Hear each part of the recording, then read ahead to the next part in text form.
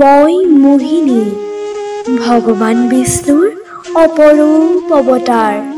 মোৰ মায়াবী শক্তিৰে অসুৰৰ পৰা কৰিম মই অমৃত উদ্ধাৰ। দেৱতাসকলক অমৃত পান কৰাই কৰিম মই দেৱগণক উদ্ধাৰ। মোৰ অংগে অংগে অংগে সংসাৰ